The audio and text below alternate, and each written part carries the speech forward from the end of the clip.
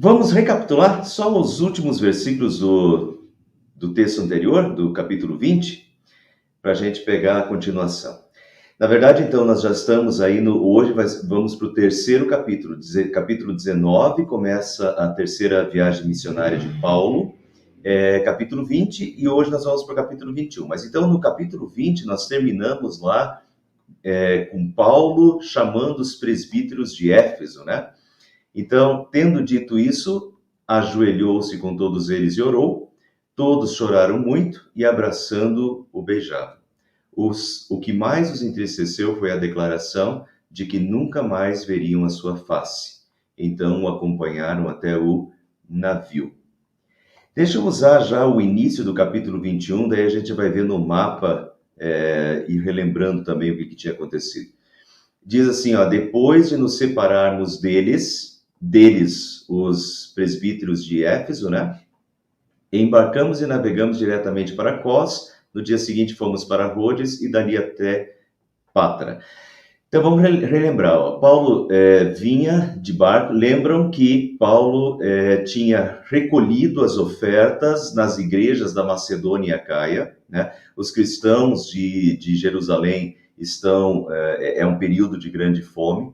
Então Paulo faz uma coleta entre os cristãos da Macedônia e Acaia, entre as igrejas. E agora Paulo está voltando de navio, né? E Paulo para em Mileto, aqui.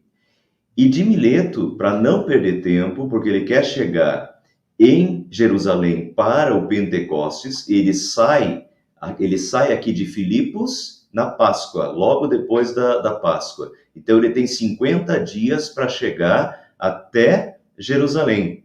Então ele não está perdendo tempo no meio, né? Ele para ali em Troade, fica alguns dias, 7 dias em Troade, mas a viagem agora ele não quer perder tempo, então ele para em Mileto. De Mileto ele manda chamar os presbíteros de Éfeso, né? E daí acontece aquilo ali, que eles choram bastante, porque Paulo teve uma revelação de que ele não voltaria mais para essa região, né? Na verdade, Paulo vai morrer antes de poder voltar para essas regiões, né? E o Espírito Santo já estava indicando isso para ele.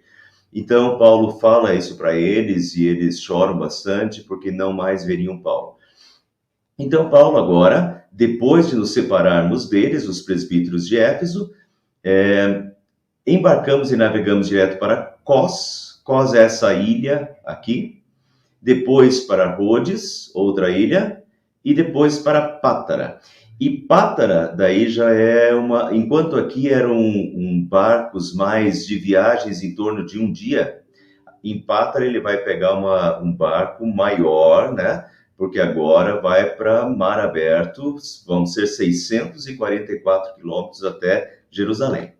Então, encontrando um navio que ia fazer a travessia para a Fenícia está aqui embaixo, né? Tiro e Sidom, as famosas cidades lá que Jesus citou também, né? Então, encontramos um navio que ia fazer a travessia para a Fenícia, de Pátara até a Fenícia. Embarcamos nele e partimos. Só um detalhe, pessoal, porque daí nós já vamos abandonar um pouco os mapas nas próximas. Vamos voltar para os mapas ainda, mas estamos terminando a terceira viagem missionária. Então vamos só, a maioria sabe disso, mas vou chover no molhado aí, tá? Toda essa região aqui da Ásia, que a gente fala Ásia, Galácia, tudo isso aqui hoje é a Turquia, né? Essa região aqui toda é Grécia, né? Então aqui é Grécia, aqui é Turquia, e aqui é onde está dando a confusão lá agora, né? Israel e palestinos. Mas então Paulo faz essa viagem de 644 quilômetros em mar aberto até chegar no porto de Tiro, porque o objetivo dele é chegar em Jerusalém antes do Pentecostes, né? Depois de avistarmos Chipre, ilha de Chipre, e seguirmos rumo ao sul, navegamos para a Síria, região da Síria, na Fenícia. Desembarcamos em Tiro, na Fenícia, onde o nosso navio deveria deixar a sua carga, né? Então, carregava-se muita coisa, eles vão ficar 7 dias em Tiro, ali, provavelmente até o navio terminar de desembarcar toda a sua carga. encontrando os discípulos dali, de Tiro. Daí vocês notem, né, para onde Paulo vai agora, já tem igreja, já tem um grupo de cristãos. E eu falei isso alguns capítulos atrás, vou repetir, esses grupos de cristãos não são, a gente nem tem historicamente escrito o início de cada igreja, porque realmente se disseminou, né, por todas as regiões, e onde Paulo agora vai, cidades que ele nunca tinha estado, ou vai pela primeira vez, já tem um grupo de cristãos ali. Mas então, encontrando os discípulos ali, ficamos com eles 7 dias. Eles, pelo Espírito, recomendavam a Paulo que não fosse a Jerusalém. Agora, pessoal, tem uma dificuldadezinha aqui. Então, ele encontrou os discípulos, ficou com eles 7 dias em Tiro. Eles, pelo Espírito, então presume-se que o Espírito Santo tenha revelado para eles. Eles, então, recomendavam a Paulo que não fosse a Jerusalém. Bom, qual é o problema aqui? Notem que o Espírito já estava revelando para Paulo também que ele seria preso em Jerusalém. Mas agora eles estão recomendando que Paulo não fosse a Jerusalém. Eles, pelo Espírito, recomendavam a Paulo que não fosse a Jerusalém. A questão aqui é erro na profecia ou na interpretação? Primeiro, a recomendação dos discípulos estava errada, desses discípulos, pois o Espírito Santo estava conduzindo Paulo a Jerusalém. Notem Atos 20, 22 e 23.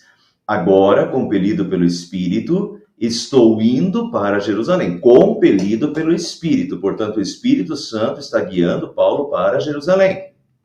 Sem saber o que me acontecerá lá. Ali, só sei que em todas as cidades o Espírito Santo me avisa que prisões e sofrimentos me esperam.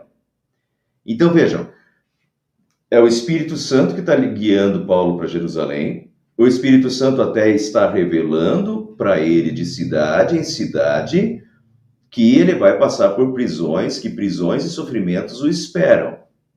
Mas o Espírito Santo o está guiando para Jerusalém.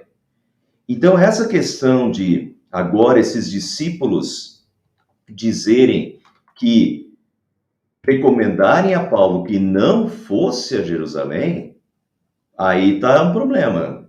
Qual espírito está certo agora, né? O espírito que está guiando Paulo para Jerusalém ou o espírito que falou, que revelou para eles agora e a ponto que eles recomendam que Paulo não vá a Jerusalém, né? Então, vamos ver duas suposições aqui. A primeira suposição é erro na profecia ou na interpretação. Na verdade, aqui estão as duas. Erro na profecia ou na interpretação. Primeiro, alguns acham que houve erro na profecia. O que é isso? Ou a pessoa criou, ou ela não entendeu a mensagem. E isso teria levado Paulo a instruir o julgamento das profecias depois. Em 1 Coríntios 14, 29, Paulo diz, tratando-se de profetas, falem 2 ou 3, e os outros julguem cuidadosamente o que foi dito. Então, notem, vamos entender a primeira. A primeira possibilidade é de que houve erro na profecia. A pessoa criou isso na mente dela, ou ela entendeu errado a mensagem, a revelação do Espírito Santo para ela, tá?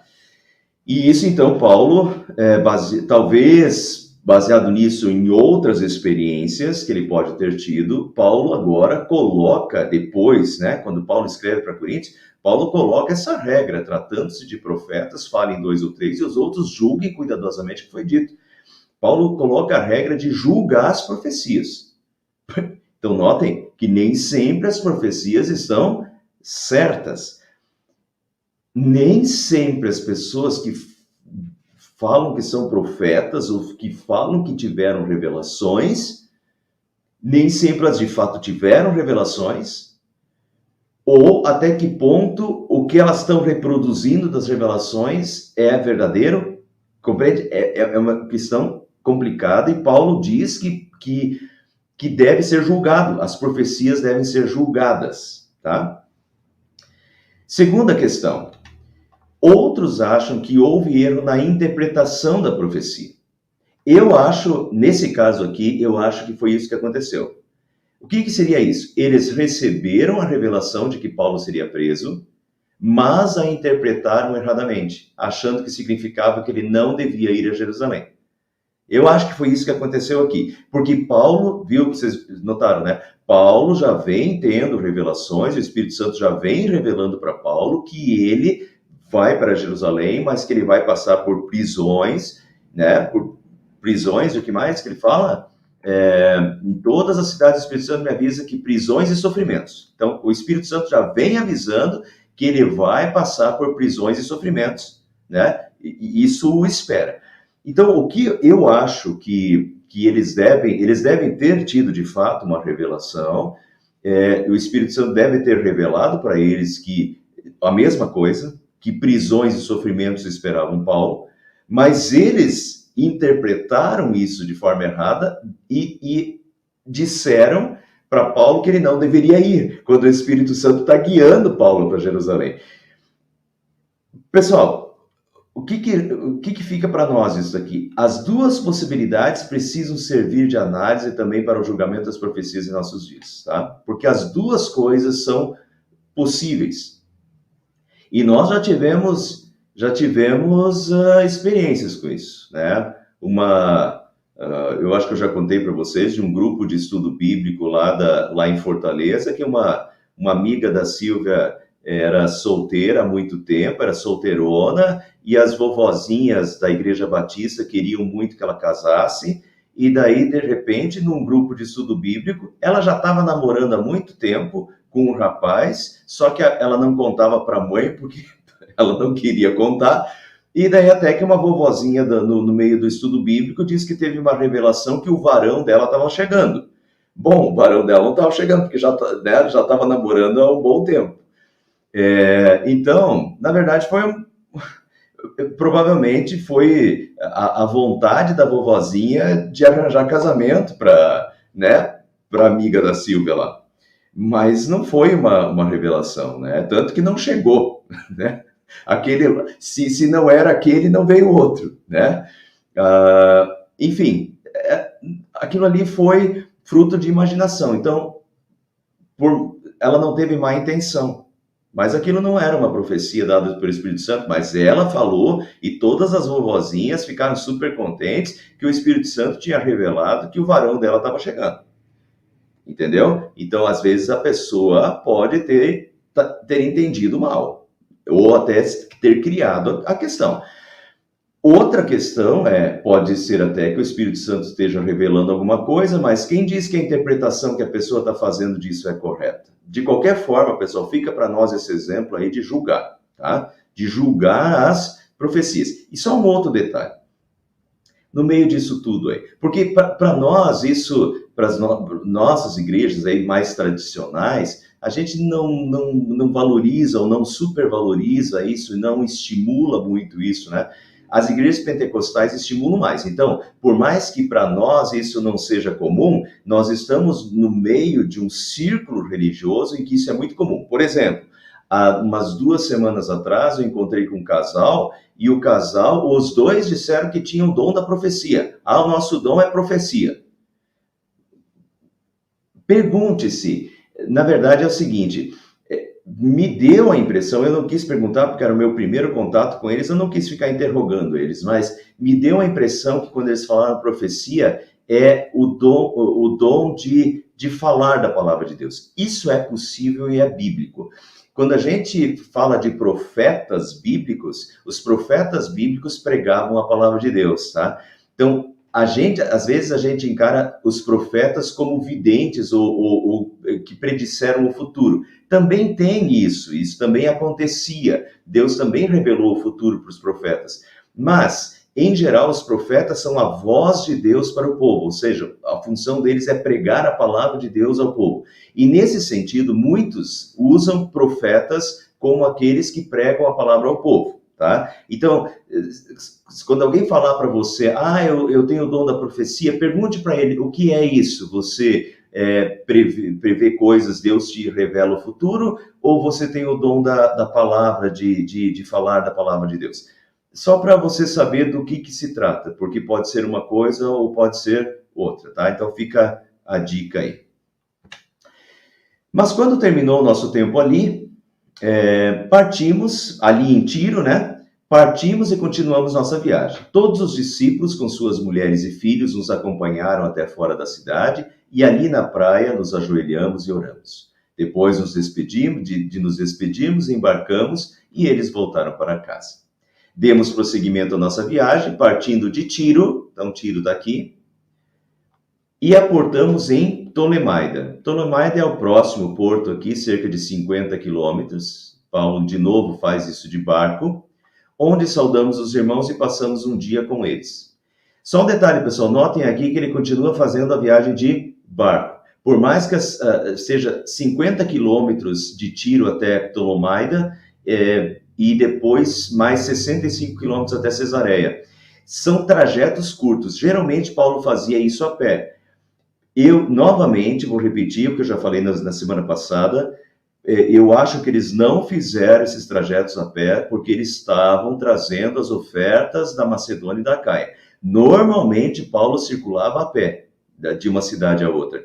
Mas é estranho que aqui, em trajetos curtos, como esse de 50 quilômetros, Paulo tenha feito isso de navio. Então, para mim, é meio óbvio que a preocupação deles é com as ofertas e fazer com que as ofertas, de fato, cheguem a Jerusalém são e salvas, né? Por isso ele pega navios até em espaços curtos, que não é a característica dele. Então, passaram ali em Ptolemaida um dia com os irmãos. Partindo no dia seguinte, chegamos a Cesareia, então Ptolemaida aqui, Cesareia é o próximo, daqui em diante eles vão a pé agora. Chegamos a Cesareia, ficamos na casa de Filipe, o evangelista, um dos 7. Ele tinha 4 filhas virgens que profetizavam. Filipe é um dos capítulo 6, Atos capítulo 6, um dos 7 diáconos escolhidos lá no capítulo 6. Filipe também é aquele que, do episódio com o eunuco etíope, que Filipe corre ao lado da carruagem e pergunta, você entende o que você está lendo? E o eunuco diz, não. Então, Filipe sobe na carruagem e explica a profecia de Isaías para o eunuco, né? Então, Filipe mora na Cesareia, né? E então ele fica agora, Paulo, nessa volta, fica na casa de Filipe. E Filipe diz que tinha 4 filhas virgens que profetizavam, 4 filhas profetisas. Então era uma coisa bem comum na época. Depois de passarmos ali vários dias, desceu da Judéia um profeta chamado Ágabo. Desceu da Judéia, vamos ver aqui, Judéia, Jerusalém está a 700 metros acima do nível do mar, então uma descida, ele desceu da Judéia, né? Desceu da Judéia um profeta chamado Ágabo, vindo ao nosso encontro, tomou o cinto de Paulo e, amarrando as suas próprias mãos e pés, disse, assim diz o Espírito Santo, desta maneira os judeus amarrarão o dono desse cinto em Jerusalém e o entregarão aos gentios. Nova profecia. O Espírito Santo já vinha revelando a Paulo, né? Revelou provavelmente lá aos discípulos de Tiro, por mais que tinham entendido errado, né? Interpretaram errado, mas revelou também isso. E agora, através de Ágabo, novamente, e aí ele faz uma encenação, Isaías também faz isso, Ezequiel também faz isso, Deus manda os profetas fazer isso, provavelmente Deus mandou Ágabo fazer isso também. Ágabo pega o cinto de Paulo, né, e se amarra suas mãos e os pés, e diz, dessa maneira os judeus amarrarão o dono desse cinto em Jerusalém, e é exatamente isso que vai acontecer, já vamos entrar nisso, Paulo já vai ser preso em Jerusalém. Então, o Espírito Santo realmente está preparando, assim como aconteceu com Jesus, né, que Jesus já sabia o que estava para acontecer, né, e agora Paulo já sabe o que vai acontecer, né? O Espírito Santo já está revelando por diferentes pessoas, e Paulo fala em todas as cidades por onde eu ia, o Espírito Santo me revelar. O Espírito Santo está preparando ele para isso, né? Esse Ágabo aqui já apareceu antes em Atos, não sei se vocês lembram. Atos 11, 27, Naqueles dias, alguns profetas desceram de Jerusalém para Antioquia. Então, Ágabo provavelmente morava em Jerusalém, né? Ele desceu da Judéia, diz o nosso texto. Desceram de Jerusalém para Antioquia. Um deles era Ágabo. Levantou-se pelo Espírito, predisse que uma grande fome sobreviria a todo mundo romano, o que aconteceu durante o reinado de Cláudio, que é a fome que está acontecendo, que leva Paulo a arrecadar ofertas para levar para os cristãos de Jerusalém, né? Então, Ágabo já havia acertado a profecia anteriormente. E agora, então, nós temos um exemplo, após um exemplo negativo de interpretação errada da profecia lá pelos discípulos de Tiro, com Ágabo nós temos um exemplo positivo de uma pessoa que 2 vezes já tinha tido uma profecia, tinha interpretado corretamente, né? Quando ouvimos isso, o que Ágabo disse e o que Ágabo fez, que ele se ata com o cinto de pau, suas mãos e pés, né? E é isso que vai acontecer ao dono desse cinto em Jerusalém. Quando ouvimos isso, Lucas se inclui, ouvimos nós, né? Então Lucas se inclui. Quando ouvimos isso, nós e o povo dali, de Cesareia, rogamos a Paulo que não subisse para Jerusalém. Então Paulo respondeu: por que vocês estão chorando e partindo meu coração? Eu estou pronto não apenas para ser amarrado, mas também para morrer em Jerusalém, pelo nome do Senhor Jesus. Como não podemos dissuadi-lo, desistimos e dissemos: seja feita a vontade do Senhor. Paulo está pronto para ser preso, está pronto para morrer, se preciso for, assim como Jesus fez. É muito semelhante essa história aqui de Paulo com a de Jesus, né? Nós estamos aqui em 57, cerca de 24 anos antes com Jesus em Jerusalém, né? Quando Jesus estava indo para Jerusalém para ser preso, para ser morto, ele já sabia, Paulo também já sabe, mesmo assim Paulo vai, né? Essa fé destemida, e Jesus está acima de tudo, e se Jesus fez, eu também, né, vou fazer isso. Ele se entrega isso de corpo e de alma. Depois disso, preparamos-nos e subimos para Jerusalém. De Cesareia até Jerusalém dá 100 quilômetros, mais ou menos, de viagem, a pé. Então, eles vão parar no meio da viagem. Alguns dos discípulos de Cesareia nos acompanharam, né? Alguns de Cesareia foram juntos. Nós estamos aí por volta do ano 157 depois de Cristo, só para você se situar historicamente, próximo ao Pentecostes do ano 57. E nos levaram à casa de Mnasson, onde devíamos ficar. Ele era natural de Chipre, a ilha de Chipre, mesmo lugar de nascimento de Barnabé, né? Então, ele era natural de Chipre e um dos primeiros discípulos. Muitos acham que esse Mnasson deve ter sido convertido no dia do Pentecostes, inclusive. Então, provavelmente essa casa de Mnasson devia ficar no meio, era uma casa de alguém que ficava no meio, porque era 100 quilômetros, então eles devem ter feito 50 quilômetros num dia e depois ter continuado a viagem, tá? Quando chegamos a Jerusalém, os irmãos o receberam com alegria, e no dia seguinte Paulo foi conosco encontrar-se com Tiago, e todos os presbíteros estavam presentes. Paulo saudou e relatou minuciosamente o que Deus havia feito entre os gentios por meio do seu ministério. Interessante aqui, pessoal, que novamente é Tiago. Tiago aparece como líder da igreja de Jerusalém. Onde estão Pedro e os demais? Onde estão? Provavelmente tinham ido a todo mundo para pregar o evangelho a toda criatura. A história demonstra que se espalharam pelo mundo. Antes de eu mostrar isso aqui para vocês, vejam que é Tiago e os presbíteros. Todos os presbíteros estavam presentes. Então, quem recebe Paulo é Tiago e os presbíteros. Se tivessem outros apóstolos lá, como anteriormente no capítulo 12 já mostrou, no capítulo 16 também, a última vez, inclusive, que Pedro e os demais apóstolos aparecem, alguns apóstolos aparecem, é no capítulo 16. A partir do capítulo 16, eles não aparecem mais. E aqui aparece Tiago como líder. Lá no Concílio de Jerusalém já apareceu Tiago como liderança, né? Mas aqui, de novo, aparece Tiago como líder da igreja, porque muitos dizem assim que Pedro foi o primeiro papa da igreja, e não, a história não confirma isso, tá? Quem está liderando a igreja em Jerusalém é Tiago. Provavelmente Pedro não estava em Jerusalém, tá? E daí aqui diz assim, ó, Pedro e os demais, porque só o nome de Tiago aparece. Provavelmente tinham ido a todo mundo para pregar o evangelho a toda criatura, como Jesus tinha falado antes de subir aos céus, e a história demonstra que se espalharam pelo mundo. Deixa eu mostrar para vocês lugares onde os apóstolos estiveram, segundo os relatos da tradição cristã. Relatos de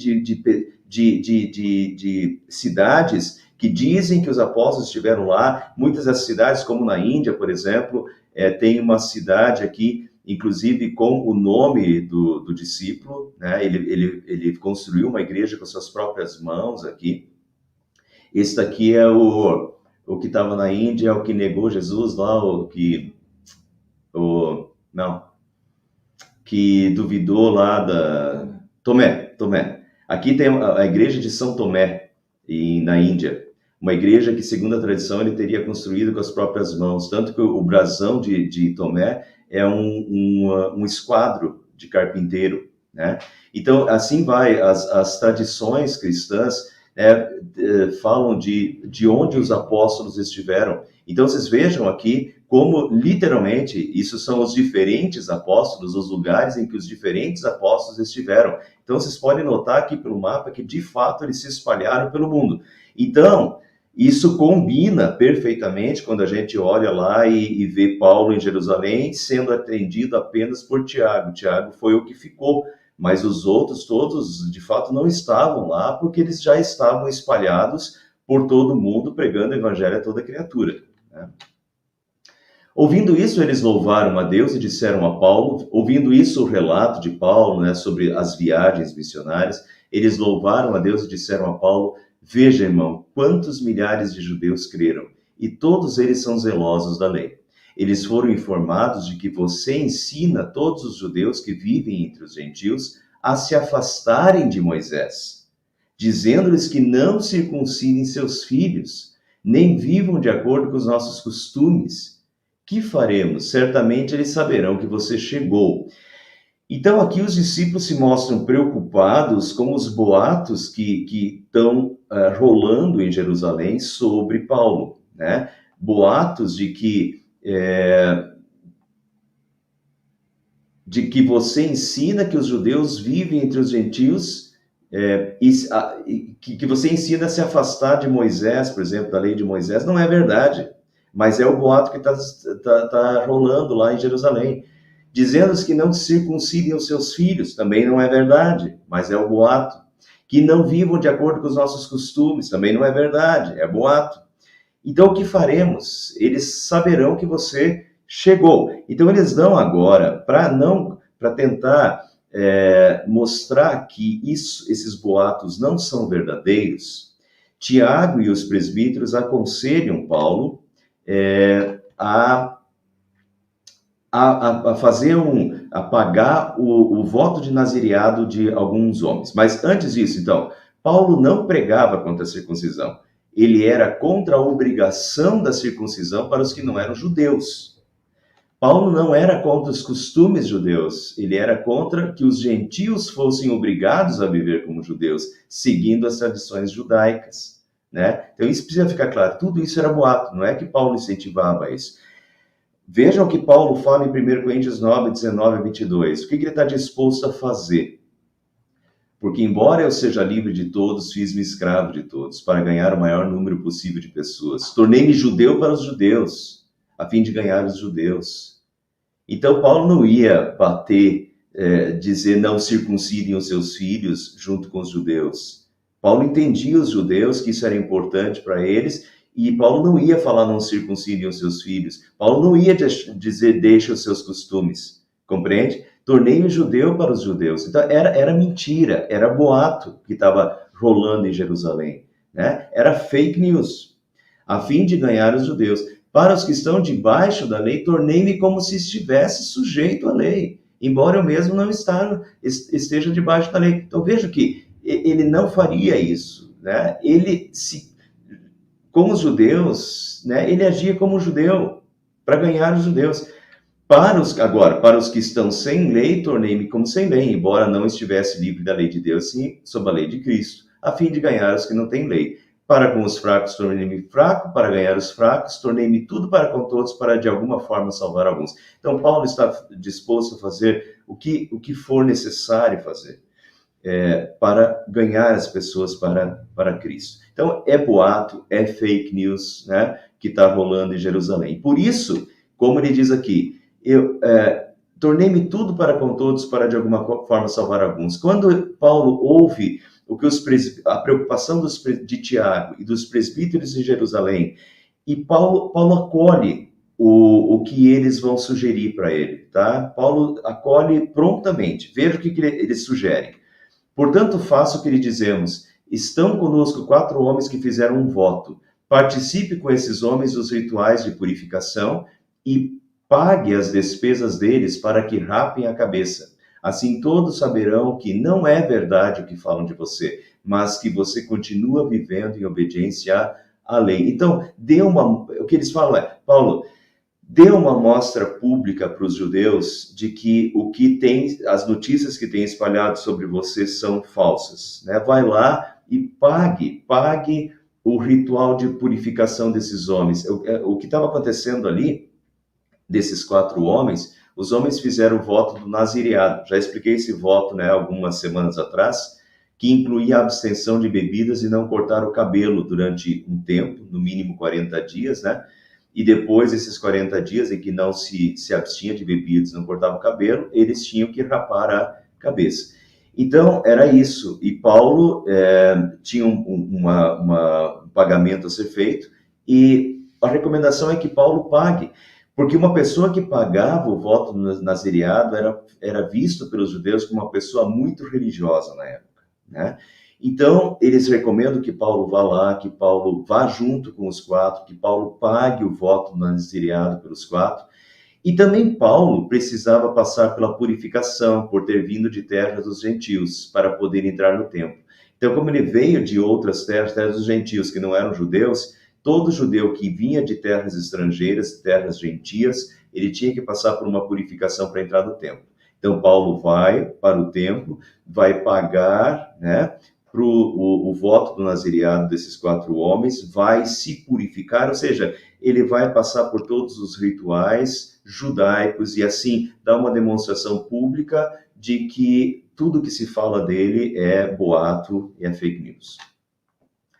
Quanto aos gentios convertidos, dizem os presbíteros de Tiago, já lhes escrevemos a nossa decisão de que eles devem abster-se de comida sacrificada aos ídolos, do sangue, da carne de animais estrangulados e da imoralidade sexual. O que eles estão falando, lembrando para Paulo, é a decisão do concílio de Jerusalém, lá, Atos capítulo 15, que nós já estudamos, né? Que é uma forma de não ofender os judeus, né?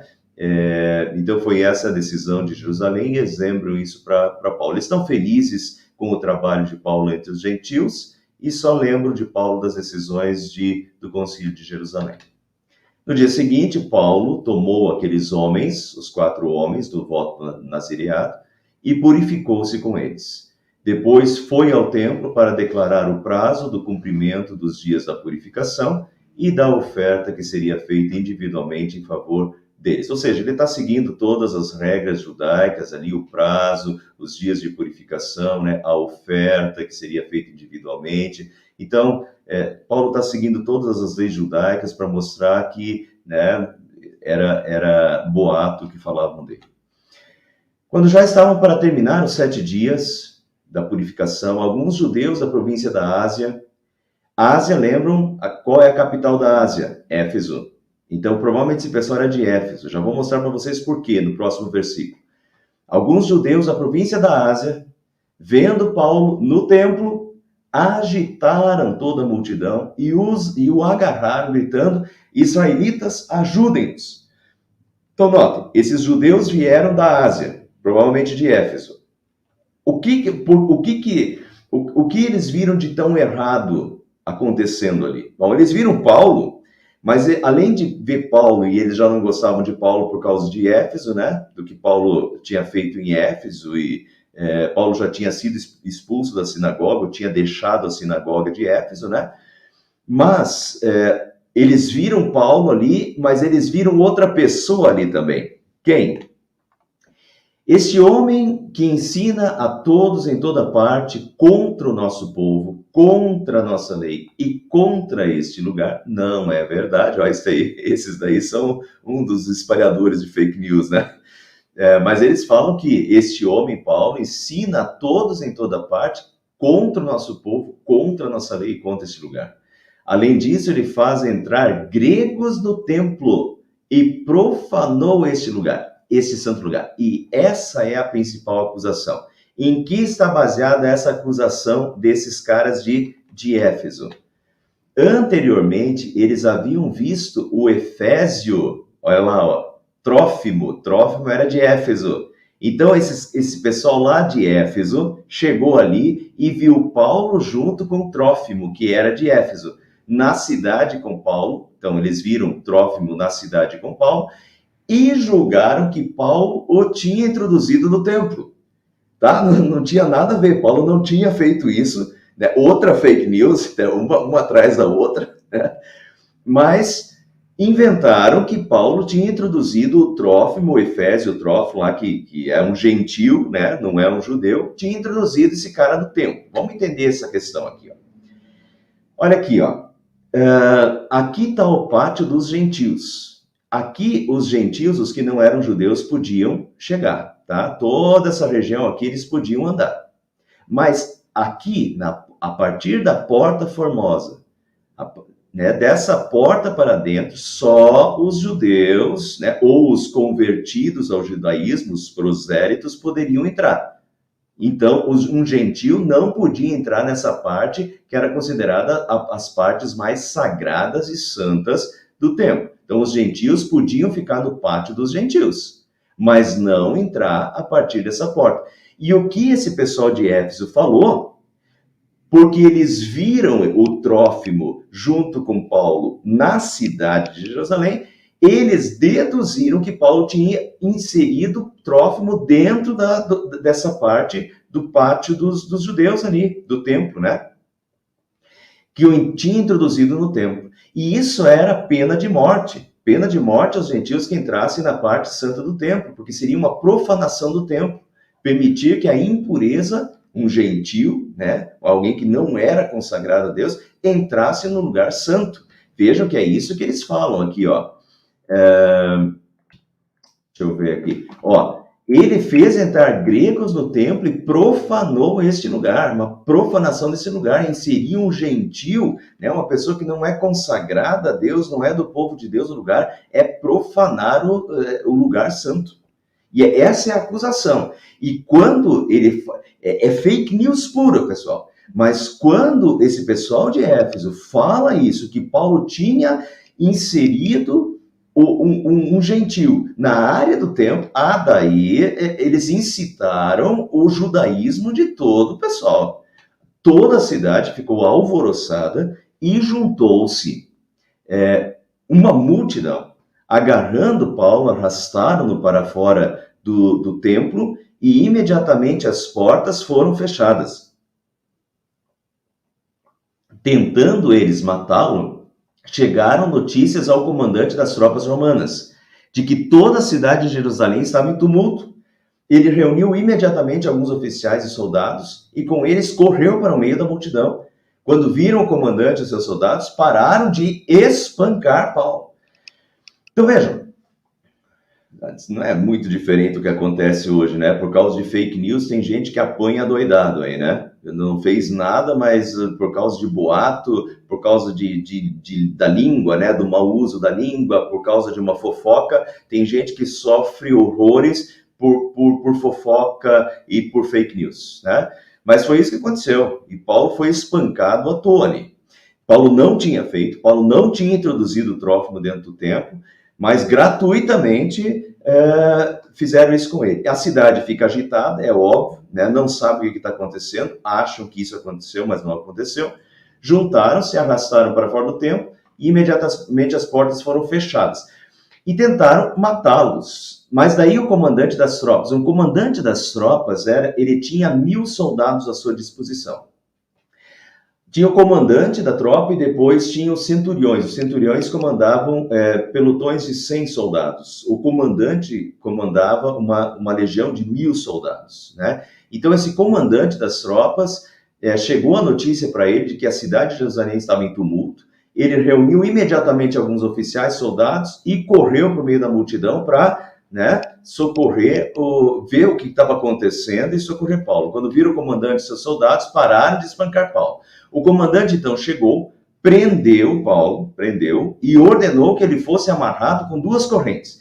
2 correntes é o seguinte, pessoal, isso já apareceu em outro texto de Atos anterior aqui, não sei se vocês lembram. Eles tinham o costume de amarrar cada mão a um soldado. Então, é uma corrente amarrada a um soldado e a corrente no outro braço amarrada a outro soldado. Portanto, amarraram 2 correntes, né, a 2 soldados. Era uma forma de imobilização melhor. Então, ordenou que fosse amarrado com 2 correntes, então perguntou quem era ele e o que tinha feito. Alguns da multidão gritavam uma coisa, outros gritavam outra, né? De novo aconteceu isso, a mesma coisa que aconteceu lá em Éfeso, né? Que o pessoal tudo se reuniu naquele baita daquele ginásio lá, né? E mais uns falavam uma coisa, outros falavam outra, o pessoal se ajunta, todo mundo está falando ao mesmo tempo e ninguém sabe exatamente o que está acontecendo. Não conseguindo saber ao certo o que havia acontecido, por causa do tumulto, o comandante ordenou que Paulo fosse levado para a fortaleza. Aqui é legal a gente já olhar, isso aqui é a mesma coisa que acontecia na época de Jesus, né? Então o julgamento de Jesus, isso aqui é a famosa Fortaleza Antônia. E vejam essa torre aqui, então é aqui que ficavam esses soldados, e aqui nessa fortaleza os soldados ficavam vigiando, porque aqui volta e meia dava confusão na área do templo, né? Não foi só dessa vez que deu confusão.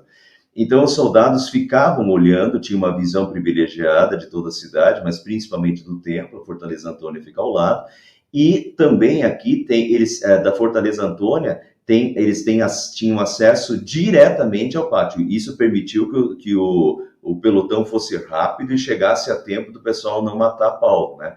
Então esse comandante desceu com seus soldados à Fortaleza Antônia e depois leva Paulo para que Paulo fosse levado para a fortaleza. Fortaleza é a Fortaleza Antônia do lado do templo.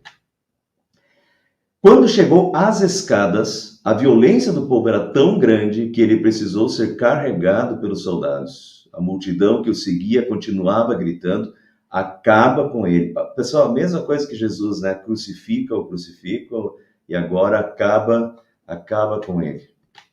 Quando os soldados estavam para introduzir Paulo na fortaleza, ele perguntou ao comandante, posso dizer-te algo? Você fala grego? Perguntou ele, porque Paulo falou com ele em grego, né? Esses centuriões aqui, eles não eram judeus, esses comandantes não eram judeus, eles serviam ao Império Romano, então eles falavam grego, a língua, né, vigente na época. Você fala grego? Perguntou ele. Não é você o egípcio que iniciou uma revolta e há algum tempo levou 4.000 assassinos para o deserto? Então o comandante fica, quando vê Paulo falando em grego, pensa que Paulo podia ser um egípcio. Esse egípcio aqui, historiadores da época falam desse egípcio aqui que promoveu uma revolta e daí fugiu para o deserto e ninguém mais o viu. E daí o comandante acha que Paulo pode ser esse cara, esse egípcio aí, né, que matou 4.000 assassinos, levou 4.000 assassinos para o deserto. Então Paulo respondeu, não, eu sou judeu, cidadão de Tarso, cidade importante da Cilícia. Permite-me falar ao povo. Tendo recebido a permissão do comandante, Paulo levantou-se na escadaria e fez sinal à multidão. Quando todos fizeram silêncio, dirigiu-se a eles em aramaico. É bem interessante isso, né? Como o comandante, Paulo fala em grego, mas na hora de falar, se dirigir aos judeus, Paulo fala em aramaico, que era a língua que eles entendiam. Irmãos e pais, ouçam agora a minha defesa. Quando ouviram que ele lhes falava em aramaico, ficaram em absoluto silêncio. Então Paulo disse, eu sou judeu, nascido em Tarso da Cilícia, né? Tarso é aqui, na Cilícia, mas criado nesta cidade. Há 2 posições, uma delas é de que a família de Paulo tenha se mudado para Jerusalém. Outra suposição, que é muito possível, é de que com 12 anos, quando Paulo tinha 12 anos, os pais o mandaram para estudar em Jerusalém com os rabinos. Essa é uma suposição muito forte, inclusive, tá? Que muitas famílias faziam isso, mandavam seus filhos para Jerusalém para estudar com os rabinos. Mas criado nessa cidade, diz Paulo, então eu fui criado em Jerusalém, fui instruído rigorosamente por Gamaliel, na lei dos nossos antepassados. Gamaliel, já expliquei isso em capítulos anteriores. Gamaliel era o líder, o rabino mais conhecido da época, né, o mais respeitado ensinador das escrituras judaicas, era Gamaliel, e Paulo tinha sido aluno de Gamaliel. Então, é uma grande coisa, né? Paulo diz, olha, eu fui instruído aqui, eu morei aqui, fui criado aqui, fui instruído rigorosamente por Gamaliel na lei dos nossos antepassados, sendo tão zeloso por Deus quanto qualquer de vocês hoje. Persegui os seguidores deste caminho, caminho de Cristo, né? Até a morte, prendendo tanto homens como mulheres e lançando-os na prisão. Paulo agora vai fazer uma retrospectiva da sua vida. Como o podem testemunhar o sumo sacerdote e todo o sinédrio. Porque na época, pessoal, lembra que, ele diz, deles, de quem? Do sumo sacerdote e do sinédrio, né? Eu cheguei a obter cartas para os seus irmãos em Damasco e fui até lá, a fim de trazer essas pessoas a Jerusalém como prisioneiras para serem punidas. Paulo estava lembrando lá da sua conversão, dos seus primeiros anos, né? Quando ele perseguia a igreja, e foi isso que aconteceu, ele pegou cartas, né, para prender os cristãos de Damasco. Foi no caminho de Damasco que ele foi convertido. Ele vai contar isso agora aqui. Mas então ele está falando, olha, o sumo sacerdote e o sinédrio de vocês aqui podem confirmar essa história. Eu fui aluno de Gamaliel e eu era extremamente zeloso. E eu peguei cartas para perseguir os cristãos lá. Agora vejam, por volta do meio-dia eu me aproximava de Damasco, quando de repente, vai contar a conversão dele. Quando de repente uma forte luz vinda do céu brilhou ao meu redor. Caí por terra e ouvi uma voz que me dizia, Saulo, Saulo, por que você está me perseguindo? Então perguntei, quem és tu, Senhor? E ele respondeu, eu sou Jesus, o Nazareno, a quem você persegue. Os que me acompanharam viram a luz, mas não entenderam a voz daquele que falava comigo. Assim perguntei, que devo fazer, Senhor? Disse o Senhor, levante-se e entre em Damasco, onde lhe será dito o que você deve fazer. Os que estavam comigo me levaram pela mão até Damasco, porque o resplendor da luz me deixara cego. Olha a retrospectiva da vida, né? Um resumo. Um homem chamado Ananias, piedoso segundo a lei, e muito respeitado por todos os judeus que ali viviam, em Damasco, veio ver-me e, pondo-se junto a mim, disse, irmão Saulo, recupere a visão. Naquele mesmo instante pude vê-lo. Então, ele disse, o Deus dos nossos antepassados o escolheu para conhecer a sua vontade, ver o justo, justo é Jesus, e ouvir as palavras de sua boca. Você será testemunha dele a todos os homens, daquilo que viu e ouviu. E agora, que está esperando? Levante-se, seja batizado e lave os seus pecados, invocando o nome dele. Vejam como Paulo está relatando tudo o que aconteceu com ele, que ele era extremamente zeloso, né, que ele perseguia Jesus, mas que Jesus se revelou a ele, né, e que Ananias milagrosamente o fez voltar à visão. Tudo isso é divino. Com isso, Paulo quer mostrar, né, que realmente foi Deus quem fez isso, e isso é de Deus. Quando voltei a Jerusalém, estando eu a orar no templo, isso daqui é uma coisa nova, viu, pessoal? Paulo não fala isso lá no capítulo da conversão dele. Quando voltei a Jerusalém, estando eu a orar no templo, caí em êxtase e vi o Senhor que me dizia, depressa, saia de Jerusalém imediatamente, pois não aceitarão o seu testemunho a meu respeito. Eu respondi, Senhor, estes homens sabem que eu ia de uma sinagoga a outra, a fim de prender e açoitar os que creem em ti. E quando foi derramado o sangue da tua testemunha Estevão, né? Paulo participou da morte de Estevão. Eu estava lá dando a minha aprovação e cuidando das roupas dos que o matavam. Então o Senhor me disse, vá, eu o enviarei para longe aos gentios. E agora, pessoal, aqui está um grande, agora vai dar problema, porque Paulo diz que ele foi enviado aos gentios, né? Quer dizer, ele foi enviado aos povos considerados impuros por Deus. Quer dizer, não bastasse todo o resto que ele já falou, né? Falou de Jesus, né? Dessa revelação de Jesus, e agora ainda vai falar dos gentios, e agora os judeus, a multidão ouvia Paulo até que ele disse isso. Então todos levantaram a voz e gritaram: tire esse homem da face da terra, ele não merece viver. Estando eles gritando, tirando as suas capas e lançando poeira para o ar, o comandante ordenou que Paulo fosse levado à fortaleza e fosse açoitado e interrogado, para saber por que o povo gritava daquela forma contra ele. Imagina o comandante romano, ele não estava entendendo nada, né, desse fuzuê que os judeus estavam aprontando ali. Enquanto o amarravam a fim de açoitá-lo, Paulo disse ao centurião que ali estava: você tem o direito de açoitar um cidadão romano, sem que ele tenha sido condenado? Ao ouvir isso, o centurião foi prevenir o comandante. Porque que vais fazer? Este homem é cidadão romano? O comandante dirigiu-se a Paulo e perguntou: diga-me, você é um cidadão romano? Ele respondeu: sim, sou. Então o comandante disse: eu precisei pagar um elevado preço por minha cidadania. Respondeu Paulo: eu a tenho por direito de nascimento.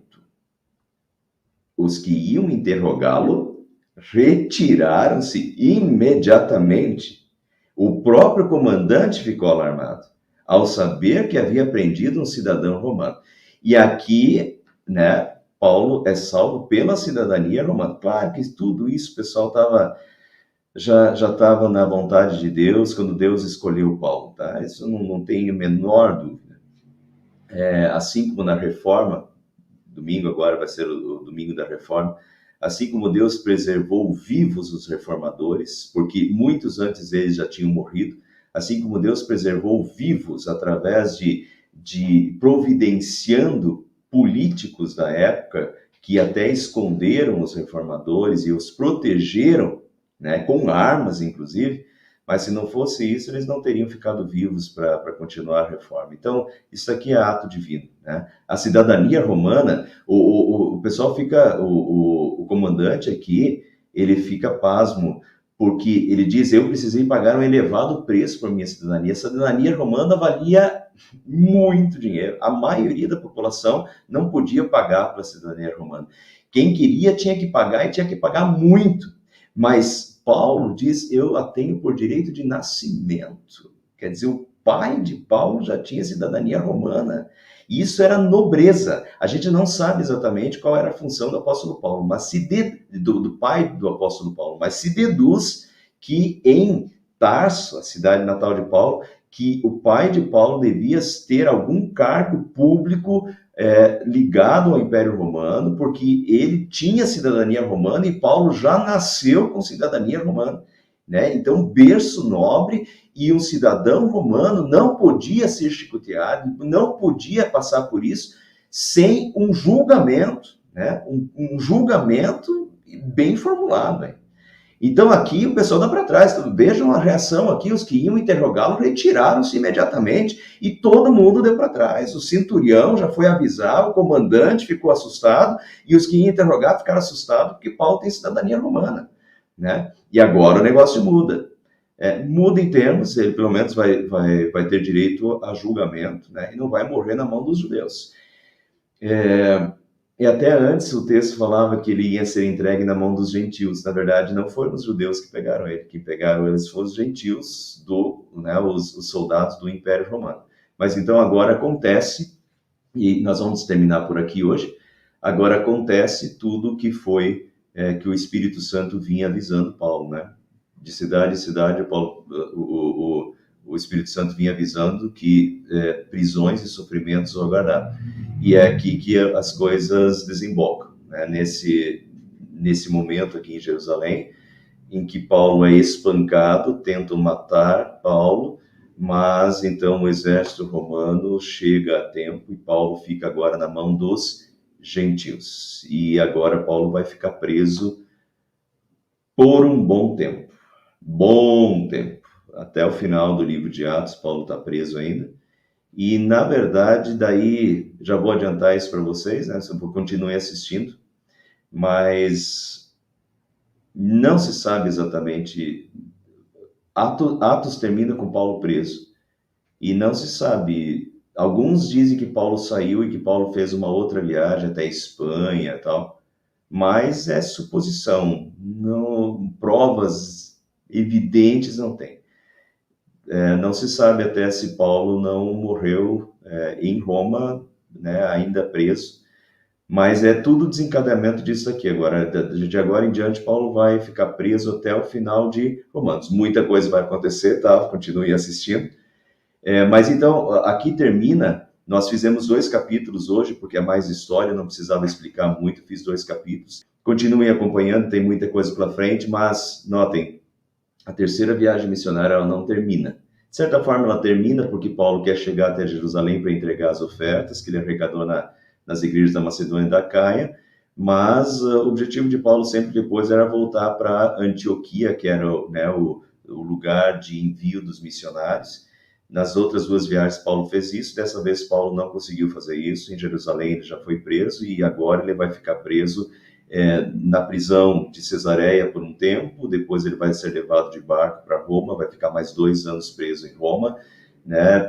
Provavelmente 2 anos preso em Cesareia, mais 2 anos preso em Roma, e assim a vida dele agora é basicamente na prisão, mas da prisão ele vai escrever a maioria das cartas aí que nós temos hoje na nossa Bíblia. Aí, né? Então continue acompanhando, nós vamos ver nas próximas semanas o julgamento, Paulo diante das autoridades, né?